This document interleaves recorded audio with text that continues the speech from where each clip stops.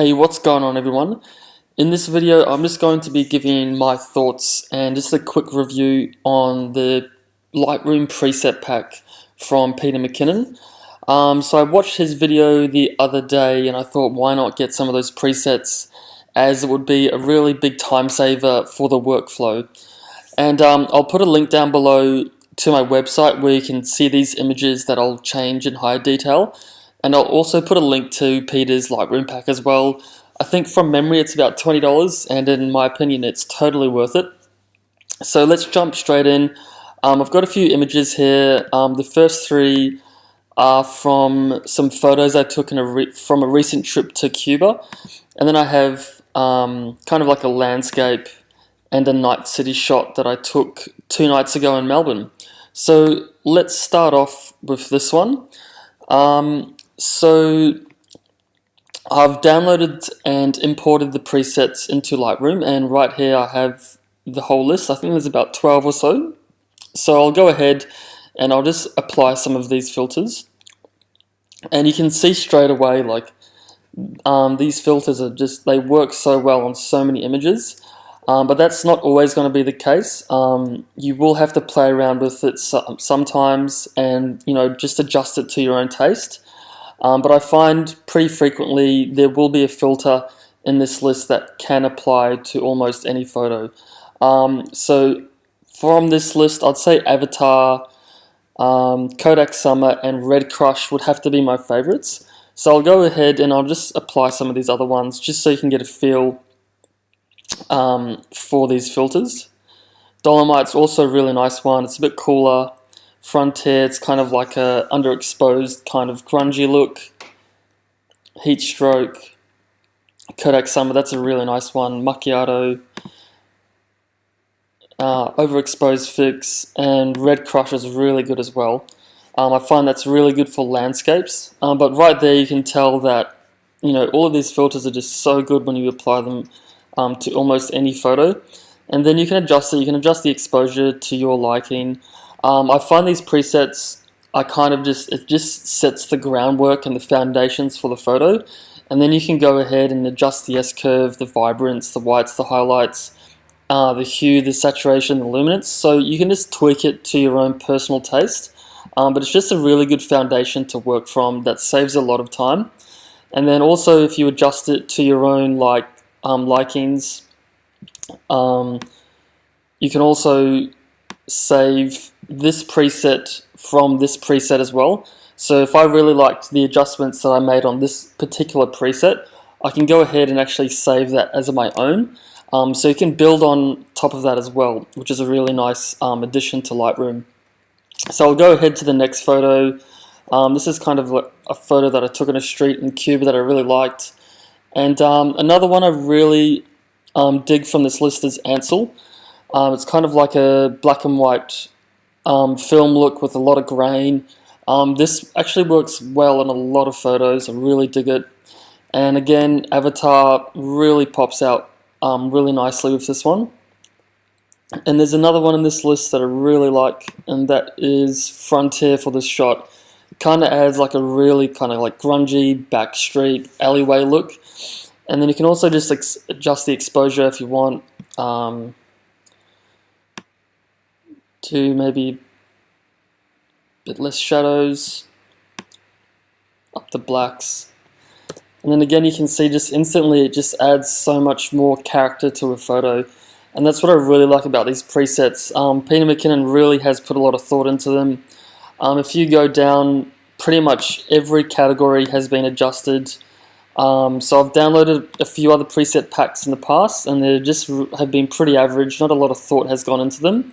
But for all of these presets, they've literally got everything tweaked to like his particular taste, and then again you can adjust on top of that.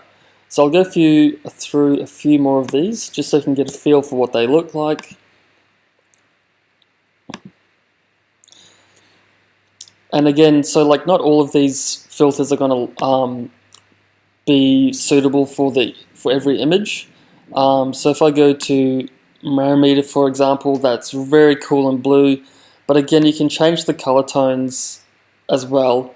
So you can still work off the particular filter, but yeah, again, not everyone is going to work.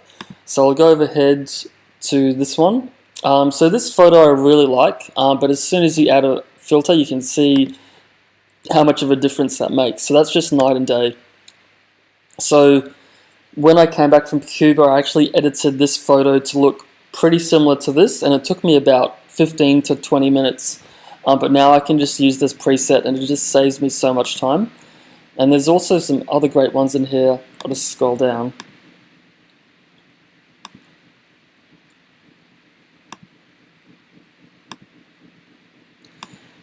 And another really good benefit from doing these quick filters is that if you post to Instagram frequently, you can just apply the filter really quick and then send it to your phone and just upload it straight away. So that's a really good time-saving measure as well. But yeah, as you can tell, I'll put avatar on this one, and it just makes it look so cool. And I've already pre-edited these people out of the shots because they're a little bit distracting. So yeah, like I said, I'll put links down below to my website if you want to see these images, the before and after. And I'll also put a link down to Peter's Lightroom preset pack as well. So next is a shot I took from the Phillip Island a few weeks ago in Victoria, Australia. So there's one here again. Again, avatar. I really like avatar, and I'll also apply red crush as well. So I'd say those two are my favorites, and I think Soho's a bit dark, and Macchiato is very nice as well, but you can just play around with that. But yeah, red crush and avatar I find are really good for landscapes and street photography.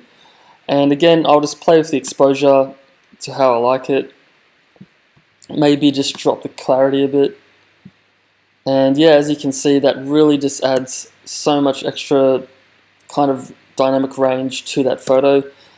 And again, here's a shot I took of the Melbourne CBD a couple of nights ago. So I'll go ahead and I'll just apply some of these. There's avatar again. This one's a bit warm, so I can just change the color tones, bring that down to something cooler, which looks really nice. And instantly it just adds so much extra to that photo. And there's a few other really good ones that I find apply to night photography. Dolomite is a really nice one. It kind of adds that like grungy midnight look that a lot of Instagrammers use. And there's also a couple of good other ones. Heat stroke as well is really nice, which you really wouldn't think would apply to a nighttime photograph, but it actually works really well. But I find when you do heat stroke to night photography shots, you just have to adjust it a little bit. So I'll do that one, just bump up the exposure a little bit, and then usually I'll just put in a gradient filter and just bring out certain parts of the cityscape. So I'll bring that one.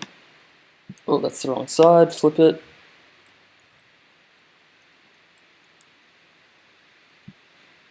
And that is pretty nice, and you can see instantly it just adds so much extra more to that photo. And I think there's another one as well. Macchiato is really nice as well. It's a bit on the warm side for me, so I can just tone it down a bit, make it a bit cooler. And then again, you can go to the luminance and saturation and play with these as well. And I'll put in red crush. Can never go wrong with red crush. And there you go. That kind of just that's also like it's almost like heat stroke in a way. It's kind of that grungy kind of contrasty look. And then I'll just do the same thing and put a gradient filter up the blacks and the exposure a little bit. And there you go. So like I said in the beginning, this Lightroom pack is a really good foundation to work off from. And I also find it kind of gives you a better understanding of Lightroom. As you can see, all these extra settings that you can adjust, the S-curves and so on like that. So if you've liked this video, please hit that thumbs up. And if you'd like to see any more like photography related videos, please let me know down in the comments, as I'm always happy to make more videos for all you guys. And as always, thanks for watching.